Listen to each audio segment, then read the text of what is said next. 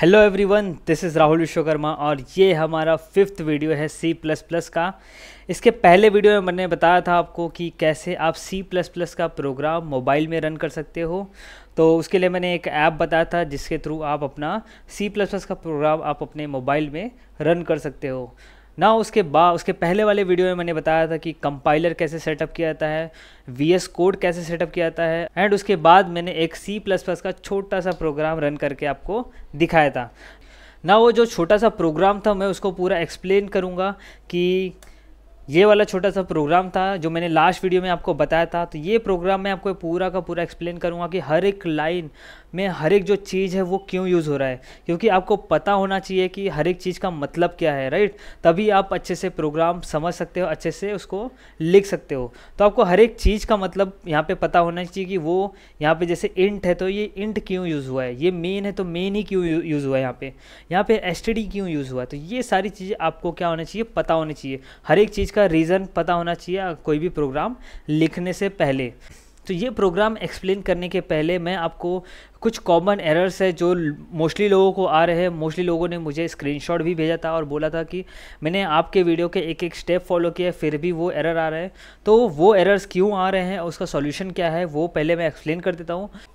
उसके बाद मैं आपको ये पूरा जो प्रोग्राम है एक्सप्लेन करूँगा। ओके, तो पहला जो एरर है वो बहुत ही सिली मिस्टेक की वजह से लोगों को आ रहा है।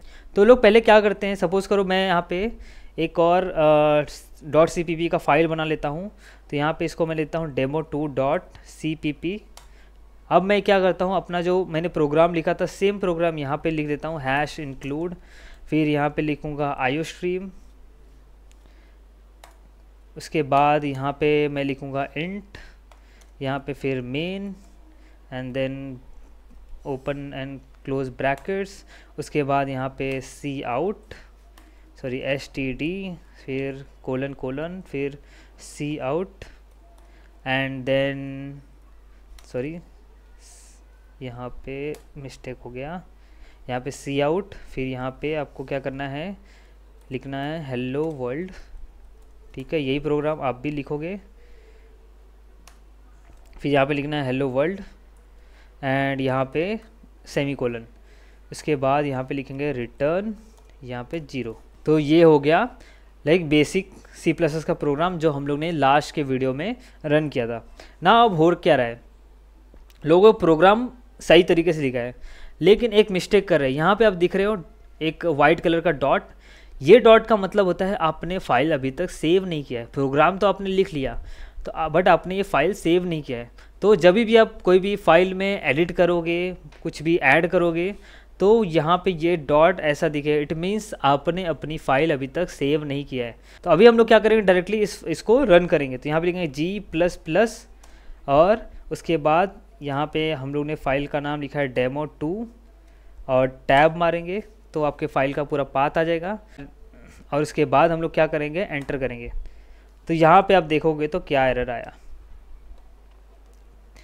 ID return 1 exit status. तो यही एरर मोस्टली लोगों को आता रहेगा। आप प्लीज़ यहाँ पे जाके वेरीफाई कर लो कि आपको यही एरर आ रहा है। ठीक है, तो यही एरर आ रहा है तो मतलब आपने क्या किया है, आपकी फ़ाइल को सेव नहीं किया है। तो सेव करने यहाँ पे आपको क्या करना है, इसको सेव करना है।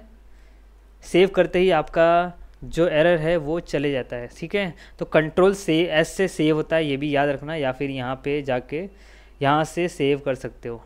तो Ctrl+S ये आपका शॉर्टकट है कोई भी फाइल सेव करने का। तो आपकी फाइल सेव हो गई। अब हम इसको वापस रन करेंगे तो error is gone. Okay, now एक और आपको बताता हूँ, बिकॉज मोस्टली आप G++ से बार बार प्रोग्राम रन नहीं करोगे। ये मैंने सिर्फ आपको डेमो के लिए बताया था कि कैसे इंटरमीडिएट कोड जनरेट होता है और कैसे उसको एग्जीक्यूट किया जाता है। मैंने आपको एक और चीज़ बताया था, हम लोग रन करेंगे कोड रनर से, राइट। यहाँ से हम सिर्फ डायरेक्टली क्लिक करेंगे, हमारा प्रोग्राम रन हो जाएगा। तो ये सेव वाले झंझट से बचने के लिए आप क्या कर सकते हो, यहाँ पे जाओगे सेटिंग में, मैं बताता हूँ आपको ऑटोमेटिक सेव कैसे किया जाता है। यहाँ पे आता है एक्सटेंशंस, यहाँ पे आपको दिख जाएंगे एक्सटेंशंस। एक्सटेंशन में आपको सर्च करना है कोड रनर, ये आपका मिल गया run code config. Run code config के अंदर मैं इसको थोड़ा छोटा कर लेता हूँ। रन कोड कॉन्फिग के अंदर आपको ढूंढना है क्या, save all file before run या फिर सेव फाइल बिफोर रन। या फिर यहाँ पे भी आप इसको सर्च कर सकते हो, सेव फाइल। तो यहाँ पे सेव फाइल नहीं आया, तो यहाँ पे लिखोगे सेव फाइल बिफोर रन। यहाँ पे देखोगे तो क्या गया, save all file before run, save file before run. तो अब क्या करना है आपको, इन दोनों को चेक मार्क कर देना है, ठीक है। तो यहाँ पे इसको भी करोगे तो भी चलेगा, क्योंकि एट ए टाइम आप एक ही फाइल को रन करोगे। बट आप अगर सपोज़ को 4-5 प्रोग्राम एक साथ कर रहे हो तो सबको एक साथ सेव करना है, तो यहाँ पे इसको भी चेक मार्क कर दो। उसके बाद हम जाएंगे वापस डेमो 2 में, और यहाँ पे क्या करेंगे, कुछ अपडेट करेंगे। तो यहाँ पे लिख देते हैं हेलो कोडर्स, और फिर कुछ भी ऐसा लिख देते हैं, और उसके बाद सॉरी सेव कर दिया मैंने, वापस से मैं इसको अपडेट कर लेता हूँ, इसमें और भी कुछ लिख देता हूँ, ठीक है। तो यहाँ पे लिखने के बाद यहाँ पे आप देखो क्या आ गया, वापस डॉट आ गया। इट मीन्स आपकी फ़ाइल सेव नहीं हुई है, राइट। तो अब देखना ऑटोमेटिक कैसे सेव होता है। यहाँ पे जैसे मैं प्ले करूँगा, यहाँ पे जैसे रन करूँगा, ये ऑटोमेटिक इसको सेव करके रन करेगा। तो ध्यान से देखना इसको। तो यहाँ पे आप देखोगे तो डॉट वाइट डॉट चले गया है, इसका मतलब ये ऑटोमेटिक सेव हो गया है, और मैंने यहाँ पे जो भी लिखा था वो यहाँ पे आ चुका है। तो आपको ऐसे ही करना है, ये सारी मिस्टेक से बचनी है। ये बहुत ही सिली मिस्टेक है। ये जो था ये कॉमन मिस्टेक था जो लोग बार बार कर रहे थे, मुझसे पूछ रहे थे, इसलिए मैंने सोचा कि ये मैं एक्सप्लेन कर देता हूँ, ताकि सब और किसी को आता रहेगा तो उसको ये चीज़ समझ में आ जाएगा। नाउ एक और मिस्टेक नहीं बोलेंगे, लोग कंफ्यूज हैं, क्योंकि यहाँ पे जो एनवायरनमेंट वेरिएबल होता है वहाँ पे उनको पाथ ही नहीं मिल रहा है। तो आप प्रॉपर्टीज़ में जाओगे,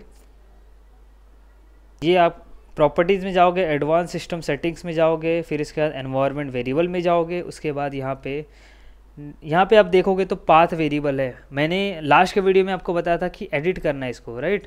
तो एडिट क्यों करने बोला था, क्योंकि मेरा जो ये पाथ का वेरिएबल ऑलरेडी था, इसलिए मैंने एडिट किया। बट कोई के कंप्यूटर में ऐसा भी हो सकता है या लैपटॉप में ऐसा हो सकता है कि पाथ वेरिएबल ना रहे। अगर नहीं रहेगा तो आपको क्या करना है, न्यू पे क्लिक करना है, यहाँ पे आपको लिखना है पाथ, और जो मैंने बोला था वो पाथ कॉपी पेस्ट करने के लिए मिनजी डब्ल्यू का, वो यहाँ पे आपको क्या करना है, पेस्ट कर देना है। दैट्स इट, ठीक है। तो ये 2 कॉमन मिस्टेक जो मोस्टली लोग कर रहे थे वो मैंने एक्सप्लेन कर दिया। अगर आप भी यही चीज़ कर रहे हो और आपका प्रोग्राम नहीं रन हो रहा है तो प्लीज़ इसको ऐसे आप रिजॉल्व कर सकते हो। नाउ अब हम आ जाते हैं अपना आज का जो वीडियो का टॉपिक है, वो है basic structure of C++ program. तो उसके लिए मैं एक और फाइल यहाँ पे बना देता हूँ, उसका नाम लिखता हूँ VD5, क्योंकि ये हमारा 5th वीडियो है, तो इसको हम लोग लेते हैं VD5 बेसिक स्ट्रक्चर, स्पेस नहीं देना है, .cpp। तो हमारा जो C++ का फाइल का एक्सटेंशन होता है उसे .cpp से सेव करते हैं। तो ये हमारा ब्लैंक एक C++ का फाइल रेडी हो गया है। अब जो C++ का प्रोग्राम होता है, ठीक है, वो स्टार्ट होता है हमेशा कहाँ से, इंट से, इंट मेन। तो ये मेन फंक्शन से हमेशा स्टार्ट होता है, आपने हमेशा मेन फंक्शन देखा रहेगा। तो मेन फंक्शन, उसके बाद यहाँ पे लिखा रहता है रिटर्न 0। तो यहाँ पे मैं आपको एक एक कीवर्ड जो है ना क्यों यूज़ हो रहा है सबका मतलब बताता हूँ। तो ये मैं सेव कर लेता हूँ। तो अब होता क्या है, ये जो मेन फंक्शन है ये एक फंक्शन नॉर्मली फंक्शन है। जैसे कि आप अगर C++ में कोई भी प्रोग्राम लिखोगे तो पहले आप उसका रिटर्न टाइप बताओगे। इंट क्या है, इसका रिटर्न टाइप है। इंट मतलब होता है इंटीजर, इंटीजर मतलब 0, एंड उसके बाद all positive numbers and all negative numbers, तो उसको बोलते हैं इंटीजर्स, राइट। नाउ ये इंट क्या है, आपका रिटर्न टाइप है। तो आप कोई भी नॉर्मल प्रोग्राम भी लिखोगे तो उसको पहले रिटर्न टाइप बताओगे। तो सपोज एक दूसरा प्रोग्राम लिखता हूँ मैं, फ्लोट ऐड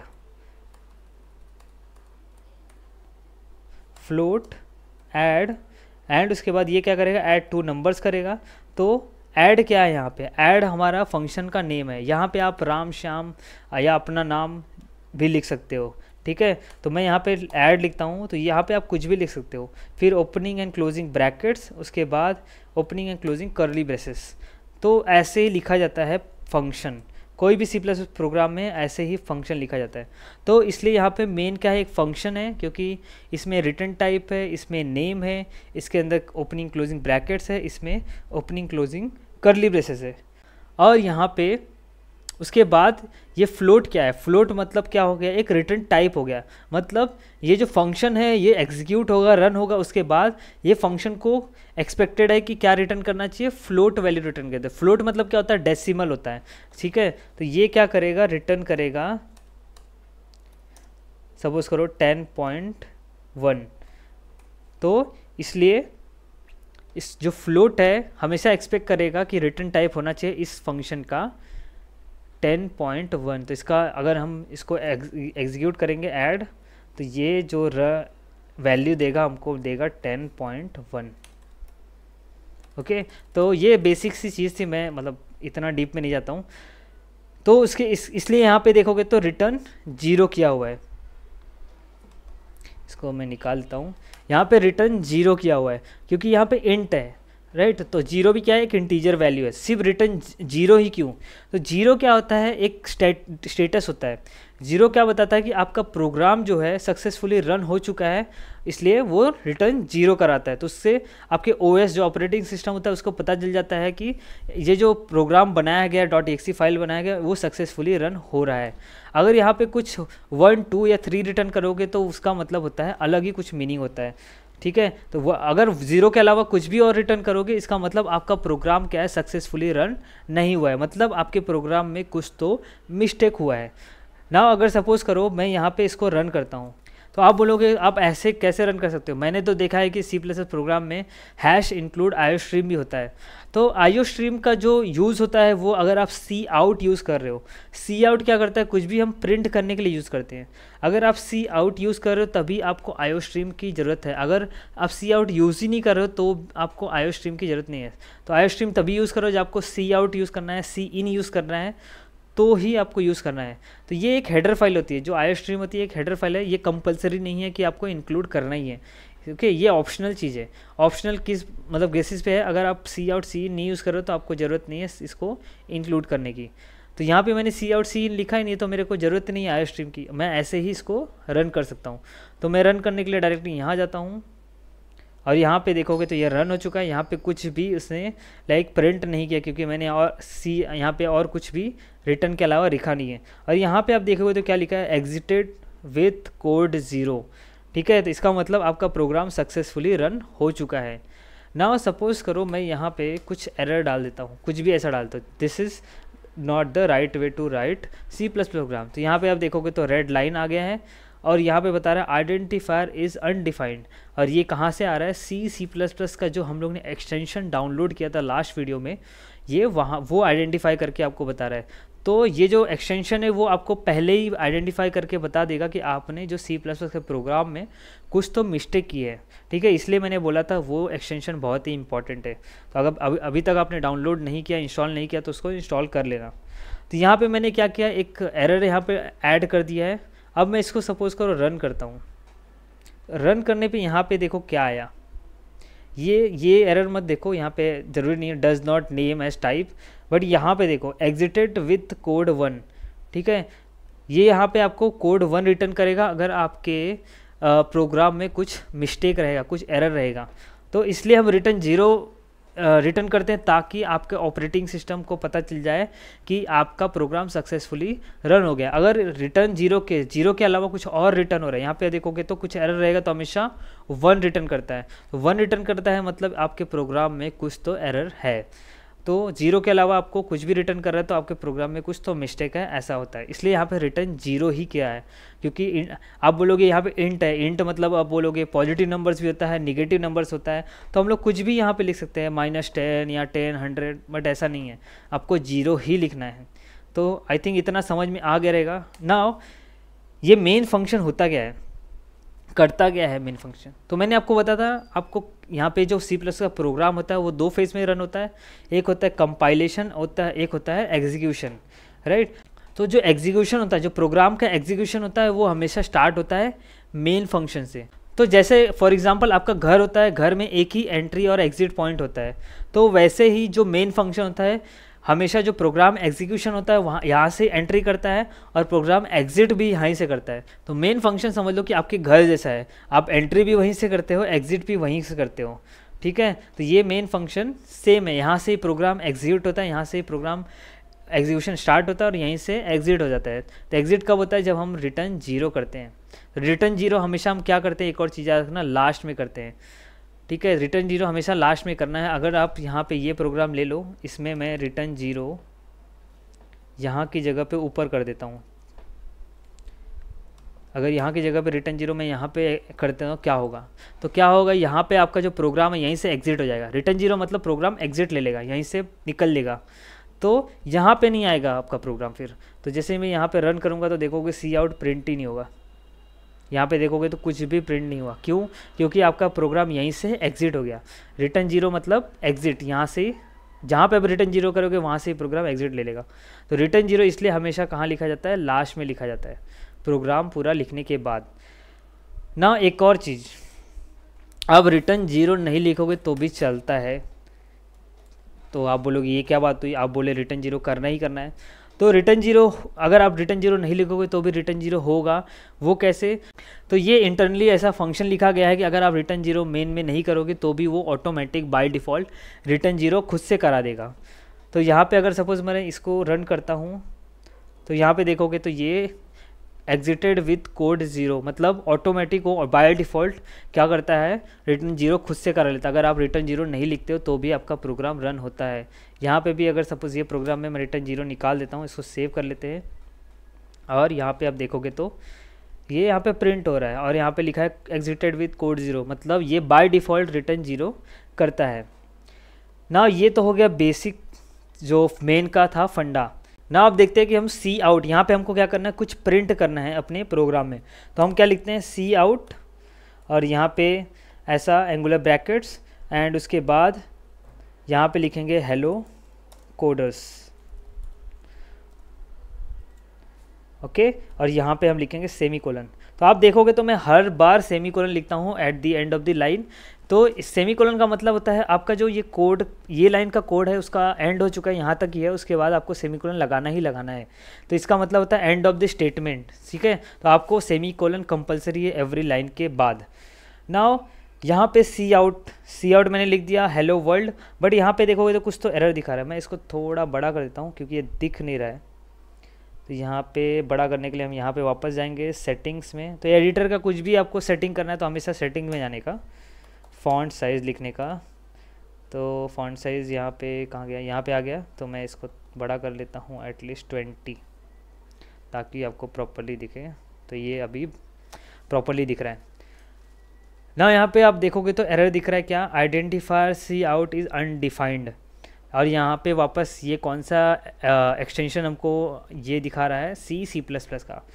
तो सी आउट क्या है, इज़ अनडिफाइंड दिखा रहा है, मतलब कुछ तो मिस्टेक है, ठीक है। सी आउट मिल नहीं रहा है तो हम लोग सी आउट यूज़ कर रहे हैं। तो हम लोग को इसके लिए क्या यूज़ करना पड़ता है, हैश इंक्लूड आयोस्ट्रीम। तो आयोस्ट्रीम क्या है, आयोस्ट्रीम एक हेडर फाइल है।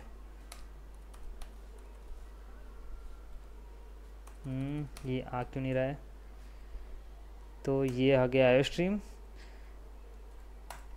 ठीक है। यहाँ पे सेमीकोलन लगाने की ज़रूरत नहीं है। यहाँ पे सेमीकोलन आपको सिर्फ प्रोग्राम के अंदर कुछ लिख रहे हो तो वहाँ पे लिखना है, और इसके बाद हेडर्स के लिए सेमीकोलन की ज़रूरत नहीं होती है, राइट। तो अभी जो सी आउट आता है, मैंने बताया था आपको कहाँ से आता है, सी आउट है, सी इन कहाँ से आता है, ये हेडर फाइल से आता है, आयोस्ट्रीम से आता है। इसके अंदर जो है आपका प्रोग्राम सी आउट एंड सी इन लिखा गया। तो मैं आपको इसका दिखा देता हूँ इंटरनली, अगर आपको देखना है तो कैसा दिखेगा। मैं ब्राउज़र में जाता हूँ, यहाँ पे एक वेबसाइट है CPP रेफरेंस। तो इंटरनली जो आयोस्ट्रीम है ना, ऐसा कुछ दिखता है, ठीक है। नेम स्पेस STD और ये ऐसा देखोगे तो सी इन सी आउट और बाकी चीज़ें भी हैं इसके अंदर। तो हमको यहाँ से अभी फ़िलहाल सी इन सी आउट समझना है। तो इंटरनली जो आयोस्ट्रीम है ऐसा कुछ दिखता है। तो इसलिए हम लोग यहाँ पे जो आयोस्ट्रीम हमको इंक्लूड करना पड़ता है अगर आपको सी आउट यूज़ करना है तो। नाउ सी आउट हम लोगों ने आयोस्ट्रीम इंक्लूड करने के बाद भी ये एरर नहीं गया, identifier cout is not defined, is undefined. तो ऐसा क्यों, क्योंकि ये जो सी आउट है आपका, ये है किसके अंदर, नेम स्पेस के अंदर, ठीक है। तो ये अब नेम स्पेस क्या होता है, तो मोस्टली आपने देखा रहेगा। तो अगर आपको सी आउट यूज़ करना है तो यहाँ पे STD लिखा जाता है और ऐसे करके आप यूज़ कर सकते हो। तो यहाँ पे देखोगे तो एरर अभी गायब हो जाएगा। या फिर दूसरा तरीका है सी आउट यूज़ करने का, दूसरा तरीका है नेम स्पेस STD यूज़ करने का, यूजिंग नेम स्पेस यहाँ पे std। तो ये दो वे है आपको नेम स्पेस यूज़ करने का। अब बोलोगे नेम स्पेस क्या है, तो नेम स्पेस जो है सी में नहीं था, एक्चुअली C++ में इसको इंट्रोड्यूस किया गया था। क्यों इंट्रोड्यूस किया गया था नेम स्पेस को, वो मैं बता देता हूँ आपको। तो हुआ क्या था, अगर आपको सपोज़ करो आपके प्रोग्राम में सेम नेम का वेरिएबल यूज़ करना है। सपोज़ एक वेरिएबल है A, int A is equal to यहाँ पे लिखा है 10, और एक और वेरिएबल है सपोज़ फ्लोट। फ्लोट मतलब क्या होता है, जो डेसिमल वैल्यूज़ आपको स्टोर करनी है तो हम लोग यूज़ करते हैं फ्लोट, और उसको अभी नेम लिखते हैं हम ए इज इक्वल टू हम लिखते हैं इसमें 10.2। ठीक है, तो अब ये हम प्रोग्राम अगर रन करेंगे तो हमको ये एरर देगा। इसको मैं थोड़ा बड़ा कर लेता हूँ। तो यहाँ पे अब प्रोग्राम रन किया तो हम लोग को देखो यहाँ पे एरर दे रहा है, क्या आ रहा है, कॉन्फ्लिक्टिंग डिक्लेरेशन फ्लोट है। कॉन्फ्लिक्टिंग क्यों बता रहा है, क्योंकि ऑलरेडी हम लोग ने ए नाम से वेरिएबल डिक्लेयर कर लिया है और वापस आप ए नाम से वेरिएबल डिक्लेयर नहीं कर सकते। तो इसको ओवरकम करने के लिए, इस चीज़ को निकालने के लिए, अगर आपको सेम नेम का वेरिएबल यूज़ करना है आपके प्रोग्राम में, तो इसके लिए नेम स्पेसिस डाला गया था C++ में। तो सपोज़ करो मुझे क्या करना है, ए नाम का दो वेरिएबल यूज़ करना है, तो मैं क्या करूँगा, यहाँ पे एक नेम स्पेस बनाऊँगा। नेम स्पेस के नाम लिख दूँगा demo1, और तो नेम स्पेस हमेशा नेम स्पेस कीवर्ड से बनाया जाता है। फिर नेम स्पेस का नाम यहाँ पे कुछ भी ले सकते हो, एंड उसके बाद यहाँ पे मैं अपना int a is equal to 10 जो वेरिएबल ये था यहाँ पे डिक्लेयर कर लूँगा। उसके बाद यहाँ पे वापस नेम स्पेस बनाऊँगा और यहाँ पे लिखूँगा demo2, और इसके अंदर फ्लोट लिख दूँगा, और यहाँ पे मैं a इज़ इक्वल टू 10.10। तो अब मैंने क्या किया, नेम स्पेस के थ्रू सेम नेम का दो वेरिएबल बना लिया है। ठीक है, अब इसको यूज़ कैसे करते हैं, तो इसको मैं निकाल देता हूँ। तो इन वेरिएबल्स को यूज़ कैसे करना है आपको, इन वेरिएबल्स को यूज़ करने के लिए आपको यूज़ करना पड़ेगा स्कोप रिजोल्यूशन ऑपरेटर या फिर यूजिंग कीवर्ड। तो सपोज़ यहाँ पे मैं यूज़ कर रहा हूँ ए को, तो ए को अगर यहाँ मैं डायरेक्टली लिखता हूँ तो देखोगे तो जैसे सी आउट में क्या बोला था, सी आउट इज़ अनडिफाइंड, वैसे ही यहाँ पे बोलेगा। देखो आइडेंटिफायर ए इज़ अनडिफाइंड, बोल रहा है ए डिफाइंड ही नहीं है, मुझे पता ही नहीं ए क्या है, ए उसको पता ही नहीं चल रहा है, क्योंकि उसको आपने नेम स्पेस के अंदर डाला हुआ है, इसलिए ये जो ए है मेन फंक्शन के अंदर पता ही नहीं चल रहा है। तो आपको इसके लिए यूज़ करना पड़ेगा ये नेम स्पेस का नेम। तो नेम स्पेस को यूज़ करने के लिए मैंने दो तरीका बताया। एक तो बताया कि आपको डबल कोलन्स यूज़ करना है, या फिर आप ऐसे यूज़ कर सकते हो यूजिंग नेम स्पेस और नेम स्पेस का नेम। तो यहाँ पे मैं पहले तो आपको जो है डबल कोलन्स जो होता है वो यूज़ करके मैं बताता हूँ आपको। तो यहाँ पे हम पहला यूज़ करेंगे demo1, और यहाँ पे डबल कोलन लिखेंगे। तो ये डबल कोलन का मतलब होता है स्कोप रिजोल्यूशन ऑपरेटर। ये क्या करता है, जो भी वेरिएबल जो स्कोप में रहेगा उसका स्कोप मतलब वहाँ से उठा के लेके आएगा। तो ये जो स्कोप रिजोल्यूशन ऑपरेटर है, इसका स्कोप बताएगा कि ये जो demo1 जो ए वेरिएबल है वो है demo1 के अंदर। ना अभी हम क्या करते हैं, इसको रन करते हैं। अब देखोगे रन किया तो मैंने यहाँ पे आ गया हेलो कोडर्स 10। इसको मैं थोड़ा बड़ा कर देता हूँ, यहाँ पे आ गया हेलो कोडर्स 10। ठीक है, 10 मतलब यहाँ पे क्या किया, ये डेमो जो ये है ए प्रिंट हुआ। ए मतलब क्या है, ये ओके मतलब वो demo1 से आ रहा है ना। उसके बाद अगर मुझे demo2 यूज़ करना है तो demo2 यूज़ करने के लिए यहाँ पे लिखेंगे demo2, और इसको सेव नहीं करेंगे तो भी चलेगा, क्योंकि हमारा जो कोड रनर है खुद से सेव कर लेता है। अब यहाँ पे सॉरी यहाँ पे मैंने यहाँ पे देखोगे तो 0 दिया है, तो 0 हमेशा क्या होता है, निकल जाता है। तो 0 मतलब 10.0 मतलब 10 ही होता है, इसलिए यहाँ पे मैं लिख देता हूँ 2, और इसको वापस रन करता हूँ। तो यहाँ पे आ गया, देखोगे तो 10.2 आ गया। तो मतलब अब मैं इस demo2 का वेरिएबल एक्सेस कर रहा हूँ।